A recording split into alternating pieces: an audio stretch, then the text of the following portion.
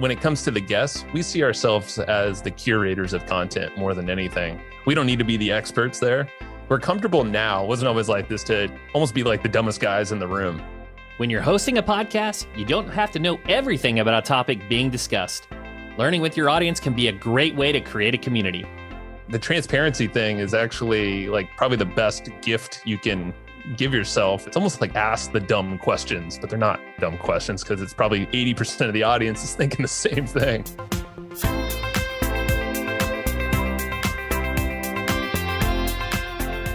You're listening to Personal Injury Mastermind, the show where elite personal injury attorneys and leading edge marketers give you exclusive access to growth strategies for your firm. The Hustle Flowchart Podcast has seen some of the biggest names in online marketing, from Russell Brunson to Neil Patel. Having recorded over 400 episodes since the show's launch in 2017, hosts Joe Fier and Matt Wolfe have collected a vast amount of knowledge. So much, in fact, that we've decided to divide and conquer. We'll be hearing from Matt next week, but today, Joe will be sharing his knowledge about visual marketing, as well as his take on the whole podcasting process, from how to book guests you want, all the way through advertising the end product. I'm your host, Chris Dreyer, founder and CEO of Rankings.io. We help elite personal injury attorneys dominate first page rankings with search engine optimization.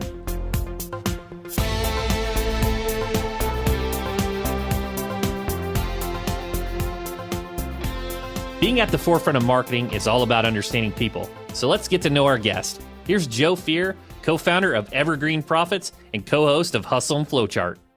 I knew Matt before I married my wife and had all these crazy life events. So him and I are like brothers from other mothers, man. We've been working together, in entrepreneurship ever since we met, not shortly, longer after. It was maybe we met mutual friends. We were both doing band stuff. We were in rock bands, doing that whole fun stuff here in San Diego, and had a mutual friend. And I started working for his parents back in the day, shutter company, these interior shutters, and they were manufacturing these things. I ran the front office, and Matt was basically managing the whole factory and a whole bunch of other stuff. So it was like the off hours. We started just tinkering around with blogs and get really interested in how to actually leverage content and gather attention and then monetize, and then give really good value along the whole time. So that was like the whole spark that really got us going in this thing.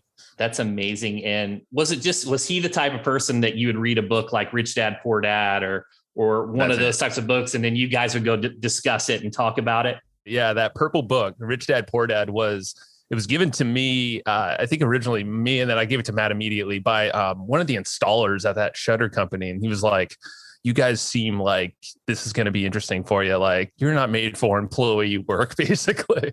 So read the book, Rich Dad, Poor Dad, and Matt quickly did right after that. And he was brought up through entrepreneurial kind of, his parents had that business. I was not. So right after I read that, I was like, oh, you don't have to get paid per hour. You could be an investor. You could do all these different things as a business owner. And that's where I think everything started ticking in my mind. And then we put it together via content. And that was, I would have to give credit to Matt in terms of the blogging side of stuff. That's always been his forte, the tech. I've been always the curious one, where I'm kind of gathering information or connecting with people, and then kind of content is the thing that is always like that ground of where something's created out of these interactions, and yeah. So you kind of jumped to my next question, was how you guys kind of work together. And I was reading your bio and you said you're like the connector. So yes. Are you the main person that's going out and getting these great guests, or are a lot of them coming to you now that you have a bigger audience? Yeah, it's now definitely inbound more than anything, but it wasn't always that way. Both Matt and I started businesses right around the same time, but we kind of took different paths. Like some of it overlapped by just going to a bunch of events, hustling, meeting people at the bars, we did so much of that to start everything for us. That's like where the momentum started with really networking. And then from there, that became my passion. That still fuels me is connecting with people. I was just having lunch with some friends that were out of town here in San Diego, and I'm like, man, I miss this. It's obviously COVID put a little damper on that for all of us, unfortunately. But that's now we've created this momentum within our network. And that's how we started our podcast was, just calling up a couple of our friends, like, who's interesting? And then that has always generated more referrals for us. Yeah. And on the visual side, you got a background, you're doing, animation, video, presentation decks, photography, first for the personal injury attorneys listening, how should a law firm go about creating a cohesive visual identity? That's a good question. Yeah. So I started off really I created a lot of sales videos for information products online and services. And, these were big product launches sometimes there were hundreds of thousands, sometimes millions in a very short period of time. So that got me going. I'm like, okay, so if you craft a narrative and have, this message that syncs up with your audience's problems, whatever issue that they might be facing, like, let's address that. And let's try to keep their attention as much as possible. So I leaned toward video to do that primarily. And, some other things would pop into the mix, like, there were keynote slide decks and things like that. That's where I specialized in, was essentially taking someone's vision, figuring out what problem they're trying to solve, craft a script or some kind of narrative that can be used for all sorts of things. For a long time, it was sales videos to promote some service, could be long form or short form. And I would say just putting something out there like that, most people just didn't have something to address their folks' needs. So, an attorney listening right now, think about the problems that you're currently solving that just might not be so obvious to, the person that's visiting your website, but you can have some kind of short explainer video. We did a lot of those, 2 minutes or under. Something that's engaging, that really talks to the person that might be finding you for the first time, and just start kind of bringing up some of the problems and getting them nodding their heads. Like, really, that's kind of like 80% of it, is getting them to kind of trust you and be like, oh, they understand me. Yeah, that's fantastic. And you guys have over 400 episodes on the Hustle and Flowchart podcast, and you've interviewed Jay Abraham. I've emailed him and he's ghosted me. I've tried. You got to find the lateral ways in. Right. I remember, it's funny. I put a pitch deck together for Tony Robbins, and I put $100,000 ad spend on his episode, and they're like, no, he's busy. And I'm like, geez, I really need to level up my game here. I have a quick strategy that I can just give out. And so this is really helpful for our audience. Yeah, man. So Chet Holmes is someone who, in the sales space, he obviously, a ton of people know of him. He had the Dream 100 strategy. And what we have done is kind of applied that thinking or that model to how to, basically get introductions for new podcast guests. So this came up because we were in a mastermind with Roland Frazier, a digital marketer and all that. He's a good buddy of ours now. And that just, again, came through networking, but he asked us, he's like, hey, what are you guys looking for? And we're like, well, new connections, we want to level up. This was a few years ago. So it's like, cool, give us a list of names. So I listed out like 40 people. I was like, well, let's see who he knows. Well, it turned out to be like the next day I had like 20 introductions. I was like, oh my God. Okay. So that's a secret. I stumbled into a Dream 100 process of my own, is essentially list all the names that the people you'd like to get connected with in a Google Sheet. And that's specific. So a Google Sheet. And what you'll do is take that link, make that a public link and put it in your footer, or you can just put it in an email. And if you're using a Gmail service to send emails, it will actually attach this attachment looking, preview on the bottom of the email. It's not really an attachment, but it's their link to your sheet. So every first email you ever sent or a reply that someone, if someone sends you an email and you reply, that's going to show up down there. So it looks like you're kind of attaching something, but you're not. It's just a link in your footer, or the signature of your emails. So every single email, that thing's attached. And that's how we get these referrals, is that sheet. It basically lists all the top 100 people that we want to get connected with. There's a little description box on top to say what it is and say like, okay, here's why we want to get connected and all that. And then people just out of the blue, it's literally like multiple times a week. It could be our bookkeeper, someone else random, where they're like, hey, I spotted a couple names on this list that I know. Or maybe it's someone like the people on the list. It could just be someone a little different, but that's okay. It's usually a trusted person, and then it's a yes pretty much every single time from that person that they connect us with. That's an incredible tactic, and one that I'm going to be copying right after this. And I got to tell you, the ultimate sales machine, that Dream 100, I've always heard of it applied from like obtain them as a client perspective, and not for a referral strategy for a podcast. And that just seems so smart. Sure. And yeah, that's a great tactic. And you could use it for other stuff. Doesn't have to be for podcasts. Getting connected with people that you want to maybe collaborate with or create some content with somehow else. Maybe guest on their publications. You can guest on their podcast. You can kind of flip the script if you wanted to. You and Matt have a ton of fun on your show. And, how has the show changed since you started? For example, when I'm tuning in today, you're saying, this is an intro, this is an intro, this is an intro. I'm sure, I don't know, have you always rolled with that from the very beginning, or were you more stuffy at first?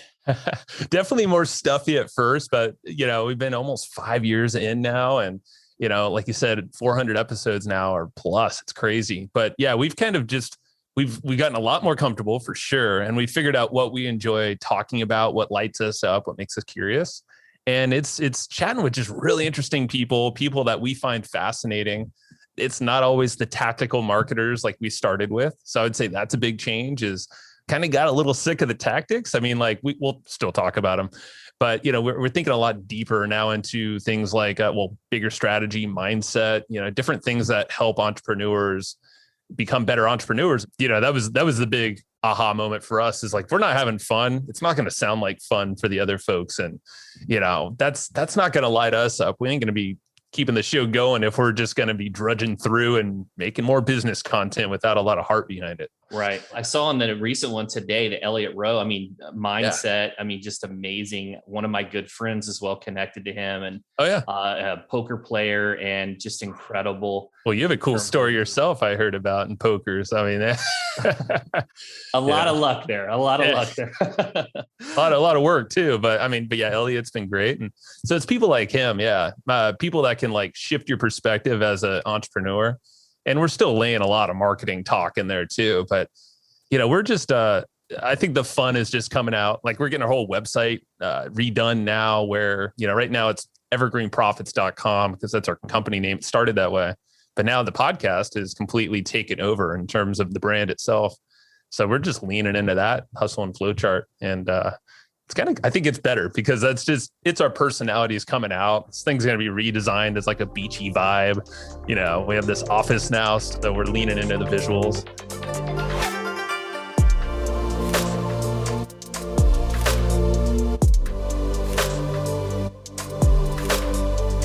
The Hustle and Flowchart Podcast has had some great guests.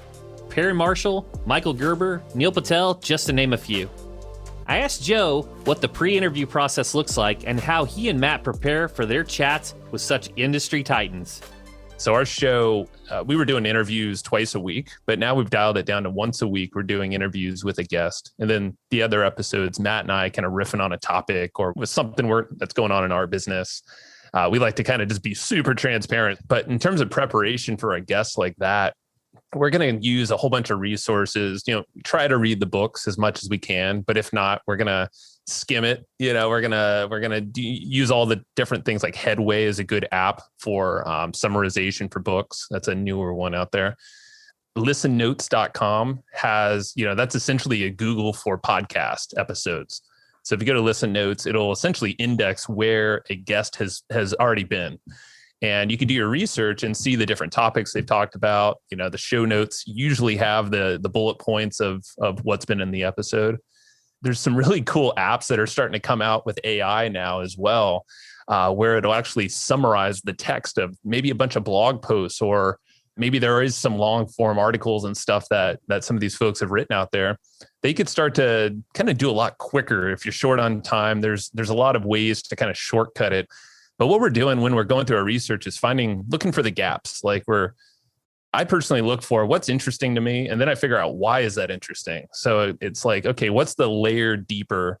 And then I try to figure out, okay, how can I relate a little bit to our audience? What hasn't been discussed on previous episodes that I can bring up? And how can we just make this a really fun conversation? Because that's I think the DNA of everything we do is in that Elliott Rowe conversation, it came out, because we didn't have a previous conversation with him specifically. And most people, we don't. We just kind of hop on and then just have a cool time. And that's the goal, is like, if at the end, the person's like, I had a great time. I had a fun time. This is a blast. I'm like, we did our job. We're good here. And it's just a simple, in terms of us during the podcast, we just have a little prep doc, a Google Doc in front of us, printed out or on a screen. And simple bullet points, couple of questions, but most of it's kind of on the fly. That's exactly what I was going to say. So I've got my research doc I showed you, but I'm sure nice. My team's probably like, Chris, you're not asking 90% of the questions on there. What are you doing? But I'm the same as with you. I feel like when individuals get in that loop, right, where they're repeating the same thing you've heard 99 times, it's like, oh, I need to try to move that individual away from that conversation. And that's a tricky one, man. Yeah, we've definitely had a couple of folks, I would say, like, that would bring a script or an outline and say like, okay, here's my outline. I'm like, ooh, okay, well, our job is to break you from that outline. We'll definitely cover, the key points. We're not going to ignore that, of course, but yeah, we want to make it unique. And I think everyone has the ability to do that if you're looking for the curiosity elements, and then just figure out like what really lights you up and also what lights your audience up, because you should kind of have an idea of what's interesting to them. We do surveys all the time. We're always asking questions in our emails. Yeah, our groups. We're constantly getting feedback, so we kind of know the vein that we should kind of keep that conversation in. Yeah, that's fantastic. And then you can actually produce the content that your audience wants. Yeah. Let's talk about, you do this great interview, right? You have an amazing guest on. You make some amazing social media collateral. Like what goes into promoting the show after? Are you doing ads? Is it mostly organic? I know you mentioned email. Like, what are you doing to try to get it to get the most impressions on it? I think you'll like this answer, actually. Our number one new source of traffic is SEO, and it's completely SEO traffic. So if you, I was actually on a buddy of mine, Rich Sheffrin. I'm sure you're familiar and know him. And I was telling him, because he asked the same question or something similar. And I was like, oh, yeah, it's SEO. And it's usually for the names of the guests that we've had on. And we've had a lot of big name guests where we pop on the front page and we're outranking their own website and, even social media accounts of theirs. And we're just like, I guess it's working. So like Rich Sheffrin, he Googled it and he's like, dang it, you guys are above you're literally right below all the social media websites. I'm like, well, it's the power of consistent content and doing it for a long time. SEO is a huge one. Optimizing show notes pages or blog pages, blog post pages. That's what we're doing there. We do a lot of paid stuff as well. We're always experimenting with, there's ways to advertise in podcast apps. So places like Overcast.fm, that's just one of the podcast apps, but you can sponsor or you can run ads inside of there, so every single platform sometimes has an ad, opportunity, but also they have opportunities if you just reach out to them and you want to get featured, maybe they're running a category feature spot or something like that. We do a lot of outreach to these places to try to get featured, because not most people are doing that. And there's usually a location to get a little preferential placement if you sometimes pay for it or at least ask. So we're doing all sorts of things like that and constantly throwing stuff at the wall and seeing what sticks. Yeah. I see a lot of those top 10 podcasts in X category. And I'm like, that'd be a great tactic just to do some, digital outreach to those individuals to try to get on those lists. And we've done that. Yeah. Amazing. Yeah. Super smart. Here's a little, and you might appreciate this too, just to tack on what you're saying. We actually run Google ads to specific keywords that are like top, business podcasts, top marketing podcasts, and we'll actually show up in Google and it links to one of our posts that ironically we're number one, but we list 5 to 10 other podcasts on there. And that's an opportunity to get traffic and awareness, but also, we have lead capture options and all that. So we are doing that, but we're actually running paid ads on Google for that as well. Yeah. I'd imagine those other shows there too. You could reach out to them and be like, hey, we're spending X amount and, why don't you, let's do a little collaboration here. I like that. And showing some proof. We've been doing it for years. Right. One of the things that's popped up recently, more so now than practically ever, are these podcast networks. Have you considered doing any of that? I mean, I see, NPR, of course, has tons of shows. And then you'll see, the HubSpot podcast network and where EO Fire just joined them. Really? I didn't know that. Yeah. So what's your thoughts in general on the podcast networks? I think that is what's going to happen. I mean, it's consolidation. We see it in every other industry. And now the podcast industry there's so much money getting pumped in on advertising. You see what Spotify is doing, where they're just, You know, you got Joe Rogan, you have Call Her Daddy. I think that's the name of the show. Yeah. 60 million. I think they just got Armchair Expert. They're all, Amazon's investing in stuff. They're buying, agencies. So networks are just right there. I think those are just you have Barstool Sports is a good example of one that's been around. They actually started as a publication, like a newspaper. And like we've been studying these guys because we are super curious about the networks and building more of a media platform, because that's how we see ourselves. And we are actively actually chatting with partners right now to create something that, and we don't have a lot of details yet. It's still super fresh, but we've been thinking about that for a while, because it's very, it's obviously a very sellable thing because it's scalable, and once you have systems and processes dialed, which we do have, and, right now it's kind of sold as a product, an information product that's more like a business in a box type thing for podcasters. But we want to take that, prove it out as a course. And, that's obviously it's generating revenue for us. It's getting a ton of results for people.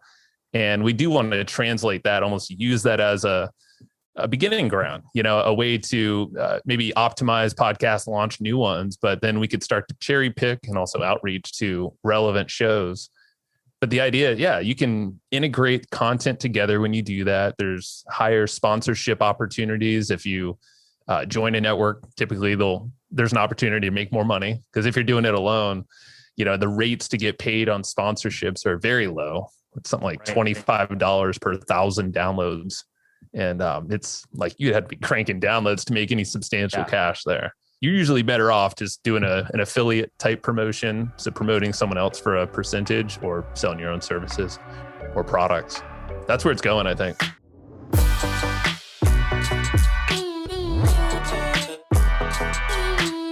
So often in business and in SEO, we're told that the best results come from finding a niche and sticking to it. But is this always the case? I asked Joe how he feels about niching and what the approach is for the Hustle and Flowchart podcast. I think a lot of folks are probably better off going for the niched show, something that's super tied in with your current offers, your current audience. You're not just doing this to totally distract from the business that is working right now. Because a podcast, if you just bolt that on to what you already have, it's going to bring in more leads. More people are going to know, like, and trust you just through osmosis of listening to you. It's a single person listening.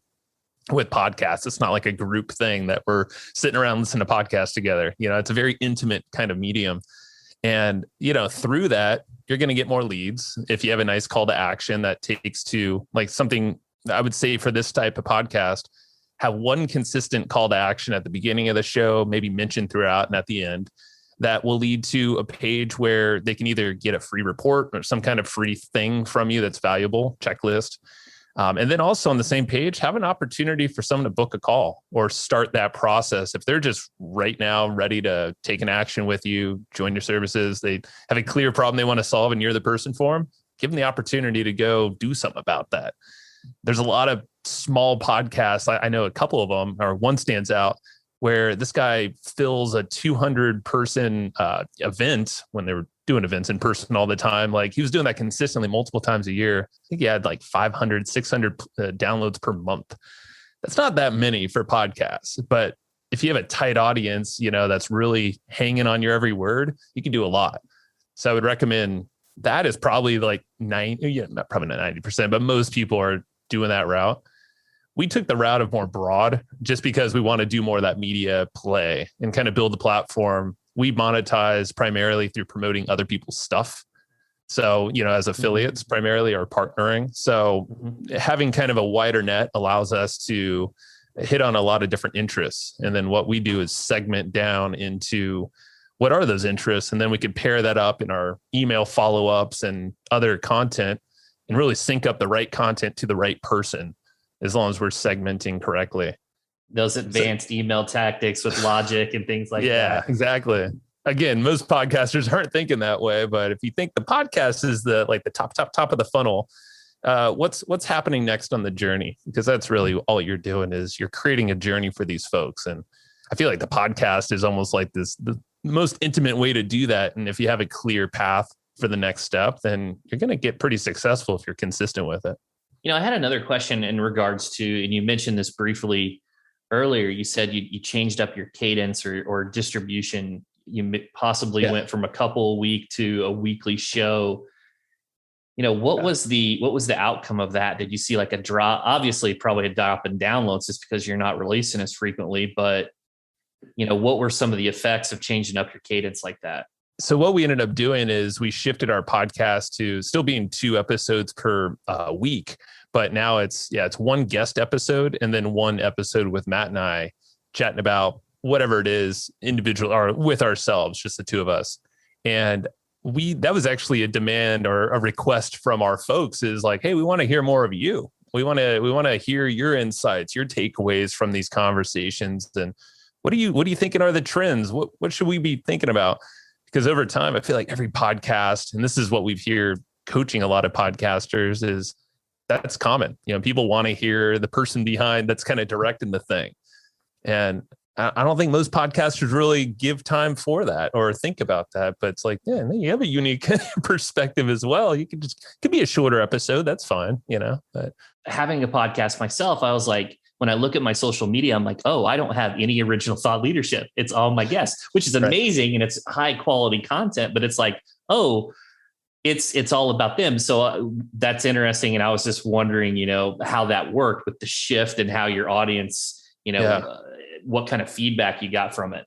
It's nice. And so the thing that's helping is that it allows us to prompt folks for more questions. So we're getting more interactions and people reaching out to our support channels because we'll prompt in our emails like, hey, what's the one thing you're getting stuck on now? When it comes to the guests, we see ourselves as the curators of content more than anything. We don't need to be the experts there.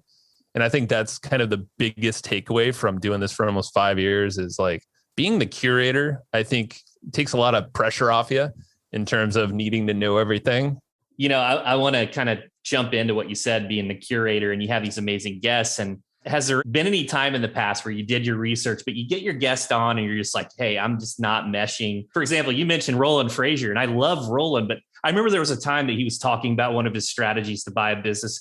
And I was just mentally just blocked out because it just went black because I just didn't comprehend anything that he was talking about. And, has there been, situations even with the prep where, hey, it's just, and what do you do with those interviews? Do you say, we lost it? Like, what do you do? Do you still release those? So we've had some folks where I think the bigger thing is like if someone's just too scripted, like our job in that sense is like, let's break them out of script mode and ask them some stuff that we're just like super curious about. That's just not in the script. We haven't had a lot of issues with like totally getting stumped. And if we do, I think we kind of just roll with it. And then again, we lean into the curator. Like we're not the experts here, but we almost like, okay, so how would you explain this to someone who has never learned this stuff or is completely new? And because I think we're comfortable now. It wasn't always like this to almost be like the dumbest guys in the room. It's like, how do we just be that and be transparent about that as well? I think that's the key that most people don't think about is like the transparency thing is actually like probably the best gift you can give yourself is if you're stumped like that, just kind of, it's almost like ask the dumb questions, but they're not dumb questions because it's probably 80% of the audience is thinking the same thing. So absolutely. That's where I was going. You're probably right that there's many of them that just missed it and need the summarized version or just where to go next for the detailed conversation. Yeah. So on that Dream 100 list, who's a couple guests, you're still tactically trying to get in front of, who's some of the perfect guests?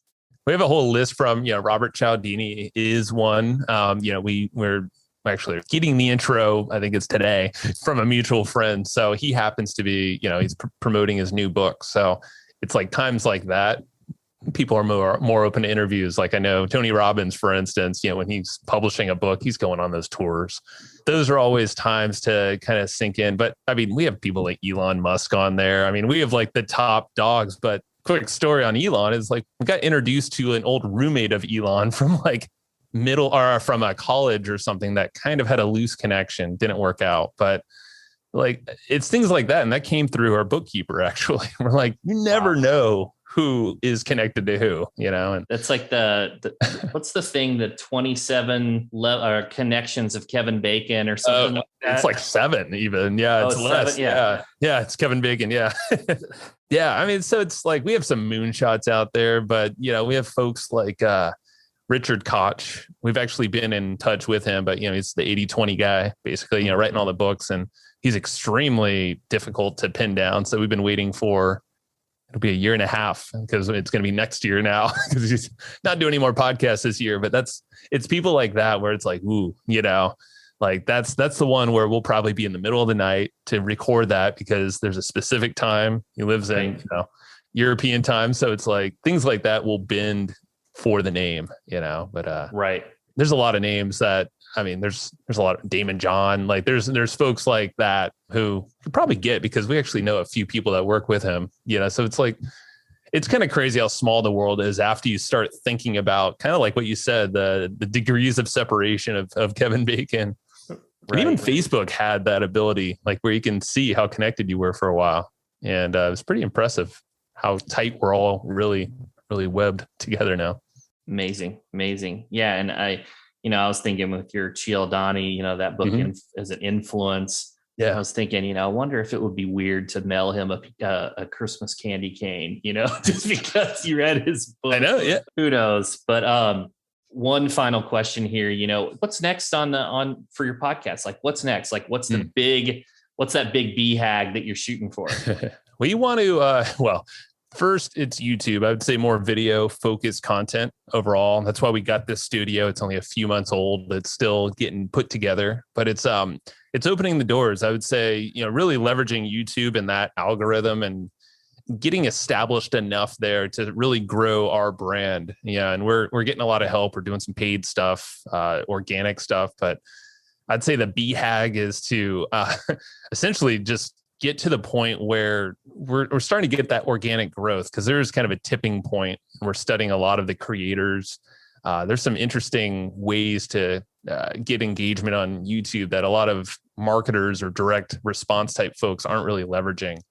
So our thing now is kind of blending both those worlds together. Is like, what are these really, the younger creators and the people on YouTube doing, and what can we do with direct response type marketing, internet marketing, type principles, and mash them together. And I think that's where the media or the podcast network idea is going to play in as well, because that's going to be a growth lever for that whole thing. Creating that media kind of site or platform of our own, I think that's the biggest direction that we're headed now. But that's probably going to be, years in the making, iterations as we get there. Fantastic. And Joe, where can people go to learn more about you, and maybe what's a podcast that they should jump into and listen to first? Well, hustleandflowchart.com will get you to our podcast. You can find it on all the platforms as well. So we mentioned Roland Frazier. He's been on a couple of times. If you're talking about like mind expansion in terms of how to look at businesses, I would check out his episodes. Jay Abraham has been on there a couple of times, I believe. Those guys are great. Rich Sheffrin is an interesting mind. Those three people, those guys have really expanded our minds in many ways. And that's how I think a lot of our business is influenced, through that strategic thinking. And then we just apply all these different tactics from everyone else, and ourselves. Amazing. So check those out. It was such a pleasure to be able to pick Joe's brain about all the tips and tricks he's learned along the way. And I look forward to hearing even more about the Hustle and Flowchart podcast journey next week, when we'll be sitting down with Joe's co-host and business partner, Matt Wolfe.